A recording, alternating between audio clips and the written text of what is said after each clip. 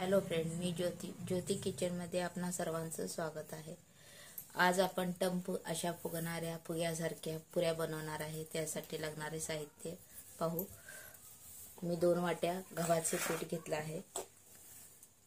हे पहा,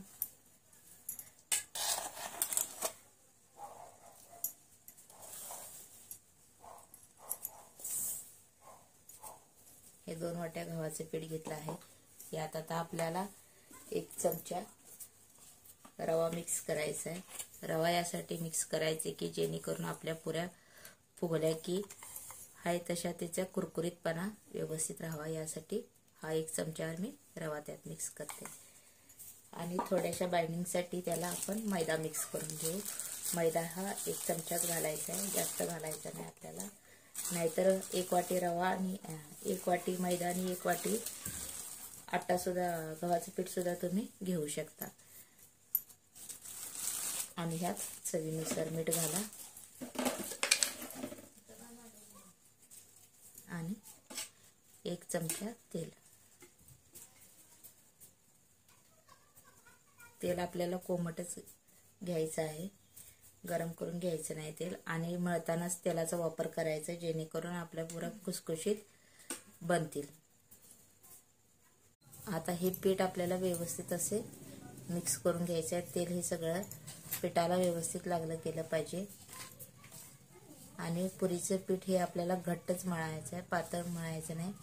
चपातीच्या मळणीप्रमाणे त्याचं पीठ मळायचं नाही, त्याच्यापेक्षा थोडंसं घट्ट मळायचं जेणेकरून पुरी आपली तेल ओढणार नाही। अशी एक प्रत्येक गोष्ट तुम्हाला मी व्यवस्थित सांगत आहे, समजून घ्या आणि त्याप्रमाणे पुरी करण्याचा प्रयत्न करा। यात आता आपण थोडे थोडे पाणी घालून मिक्स करून घेऊ। ज्यादा पाणी पहिला घालायचं नाही, थोडं थोडं घालून मिक्स करून घ्यायचं।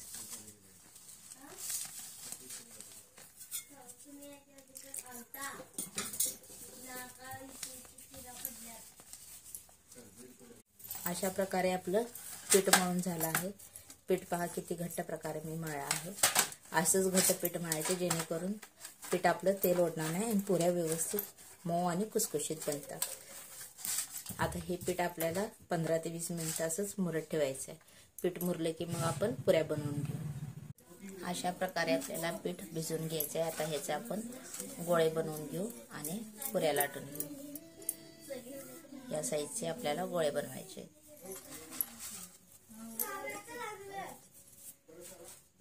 या प्रकारे आपण गोळे बनवून घेतले आहे। या प्रकारे असा गोळा व्यवस्थित बनला आहे त्याचा। आता मी पोळपाटला थोडे तेल लावून घेतलं आहे, त्याच्यावर आता गोळा ठेवून आपण पुरी लाटून घेऊ।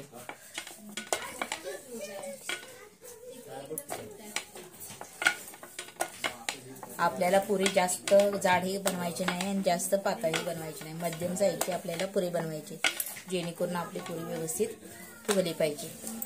आणि पीठ लावण्याचं कारण म्हणजे सांगितलं मी तुम्हाला, पीठ लावल्यामुळे काय होतं की तेल आपलं खराब होतं आणि त्याचा गाळ हा तेलात बसतो, त्यामुळे आपल्याला पीठ लावायचं नाही। मी एक टिप तुम्हाला सांगत गेले आहे, त्याप्रमाणे जर तुम्ही बनवला, पूर्ण हा व्हिडिओ बघूनच जर तुम्ही व्यवस्थित पुरी जर बनवली तर आपली पुरी ही परफेक्ट बनेल। जास्त त्रास लागत नाही पुरी बनवायला, आपल्याला व्यवस्थित आपल्या पटपट अशा पुऱ्या बनून जातात। अशा प्रकारे आपल्या पुऱ्या बनवून झाल्या आहेत। मी सर्व पुऱ्या एकदमच लाटून घेतल्या आहेत। हे पहा, अशा प्रकारे आपण सर्व पुऱ्या बनवल्या आहेत। आता मी गॅसवर तेल गरम करायला ठेवले, आता पुऱ्या तळून घेऊ। आता तेल आपलं गरम झालं आहे, त्यात पुऱ्या आपण सोडून पाहू। त्याला लागलं दोन्ही साईडने असं दाबून घ्यायचे जेणेकरून आपल्या पुऱ्या हे पहा अशा टम फुगतील।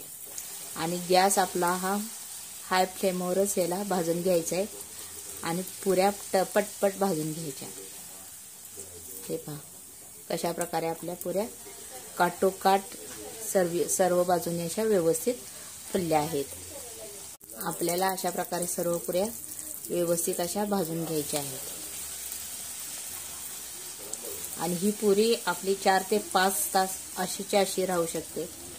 फक्त ह्याला जी बांबूची बुट्टी जी बनवली जाते ते चिवाटापासून, त्या बुट्टीत ठेवा किंवा एक परात घ्या, त्यात कागद घाला आणि त्यात ह्या पुऱ्या ठेवा, म्हणजे जेणेकरून ह्या पुऱ्यासनी पाणी सुटणार नाही आणि आपली पुरी हाय अशी टमटमीत फुगल्यासारखी राहून जाईल.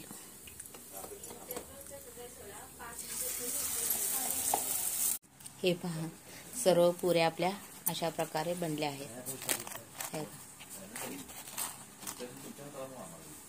किती छान पुऱ्या अशा फुलल्या आहेत, व्यवस्थित भाजल्याही गेल्या आहेत.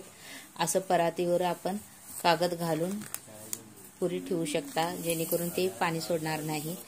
आणि ही रेसिपी जर माझी तुम्हाला आवडली असेल तर माझ्या चॅनलला नक्कीच लाईक, शेअर आणि सबस्क्राईब करायला विसरू नका. आणि कमेंट बॉक्समध्ये या रेसिपीबद्दल तुमचे काय मत आहे ते कळवायला विसरू नका.